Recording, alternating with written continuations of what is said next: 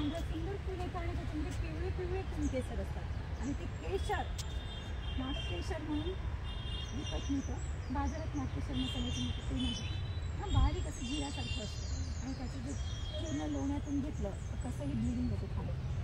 याच्यात असतं पुष्टामध्ये चूर्ण म्हणून एक औषध तयार होतं ते स्त्रियांच्या आजारावर.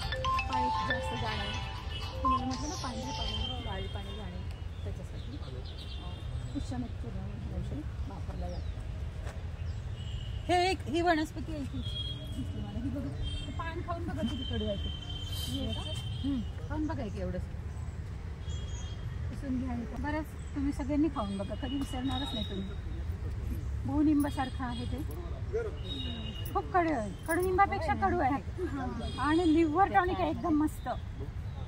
तुमच्याकडे काळमेघ दारू पिणारे लोक खूप असतील खेडेपाड्यामध्ये, गावठी दारू पितात, त्यांना रोज पाजा. पिणंही कमी होईल आणि लिव्हर चांगलं राहील, कारण दारू पिणं थांबवत नाही, कमी होईल.